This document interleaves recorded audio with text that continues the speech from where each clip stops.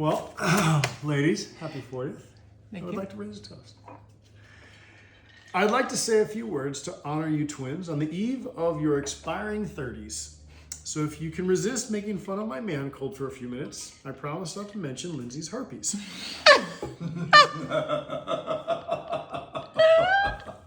Should we get a close-up of it? Right out the gate. Bang! Bang! I'm firing. Bitch. This is supposed to be a nice toast. I didn't say it was nice. It's called a roast. That was a toast. Here we go. Well, this dynamic duo began in 1985. On September 1st, you burst onto the scene. Charles and Katie were so proud to show you off, but they occasionally forgot sunscreen. Born in Cali, but quickly relocated to Colorado, where you would continue to build community and home. You two were inseparable, sleeping in the same crib and in the same top bunk. You each knew you were never alone. Your core childhood memories came after another move to Europe, but with 4 kids now, an au pair your mom had to hire. Here you frolicked in graveyards and played with the lions, always still in matching attire. Personalities really started to distinguish between you two. Lauren taking care of Lynn's never felt like a chore. Lynn's, always the perfectionist, had to finish first, even if it meant peeing on the floor.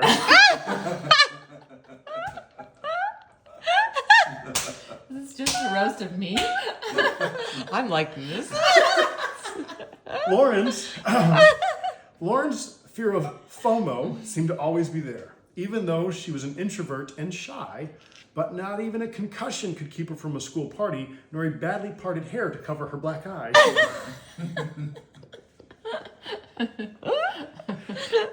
Summer memories are cherished living in Cheyenne with the Rosses. Both of your loves of family soon became evident. Whether it was Christmas in Cali, memorable family weddings, or just playing with a huge pink elephant. Not all childhoods escape without pain, though. Some wounds still hurt, and the pain never seems to fade.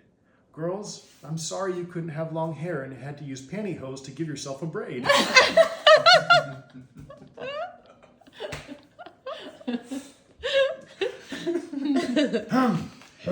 You moved back to Colorado and went to Heritage Christian, and it seemed like that's when everything clicks.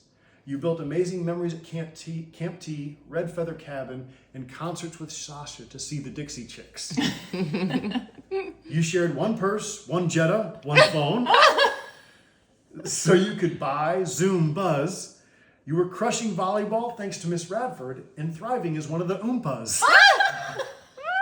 It's really hard to rhyme. I know Zoom Buzz sucks, but just go with it. How do you know Oompas? I know everything. Okay.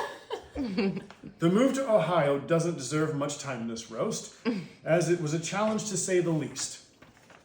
But I don't think you would have gone to Bethel if it hadn't been for that move east. You became pilots and college athletes, but still preferred to be home instead of the dorm. Any chance you got, driving 3+ hours every chance to go home became your norm. After your freshman year, something truly amazing happened. A truly pivotal event occurred. We'll never forget the phrase, wetsuit, sharing ice cream, and hearing for the first time, Lauren couldn't produce a turd. Thus began the initial saga of Lo, Lindsay, and I. Looking back, I have no idea why we ever kept giving it a try.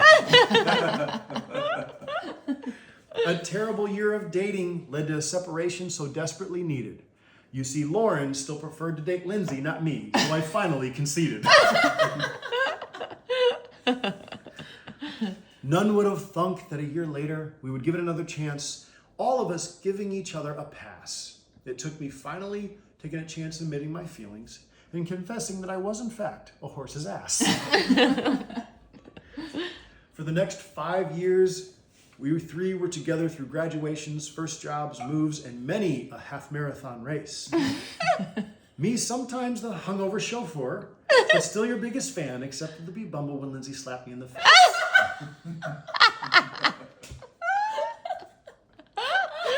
Bee Bumble? Still mad!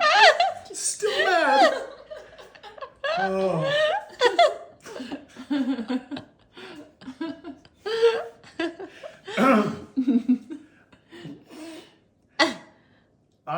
loved being at every race to cheer on you seaweed farting friends.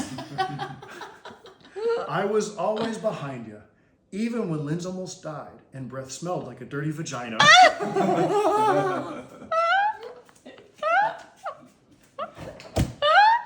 Watch that fridge. Strep. Woo! I remember Lauren saying, "Can you breathe out that side?" I was like, can you close your mouth when you talk? Well, life progressed, and Lo and I joyously and slowly moved towards marriage after 5 years compiling. But Lynn's love life really struggled with weird dudes with red hair doing hot yoga asking, "Are you always smiling?" Big Red. Big Red, shout out. Well, lo and behold, what I thought was the worst idea in the world brought to her a knight in shining armor. After meeting at our wedding, Eric telling her he loved her after 2 weeks didn't even alarm her. Thus, the mighty quad was born, and life has never been the same. We would do double dates and endless volleyball, with Eric repeating, "Just one more game."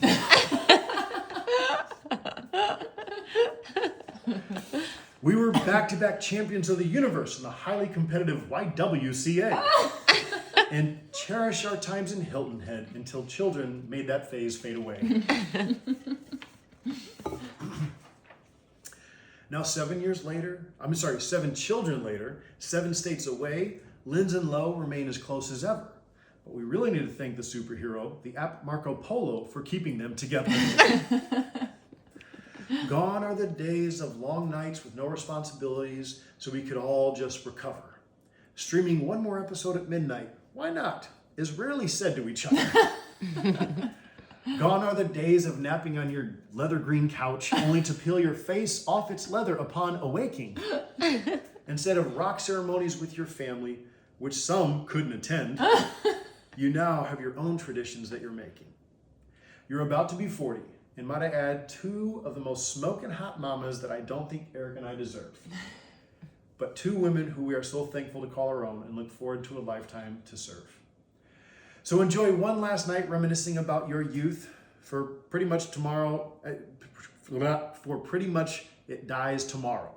When you wake up in the morning and hear Lynn's boots unvelcroed, don't do so with sorrow. Don't wake with regret wishing for youth, for that would be living heresy. Rejoice, breathe fresh good air, as if getting free aromatherapy.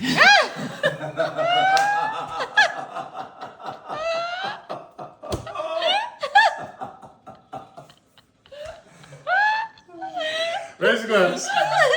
I love you both, and raise a toast to the original stubborn-ass Kovac twins, 2 of the most beautiful women inside and out. Happy 40th, Lolo and Linz. Oh, cheers.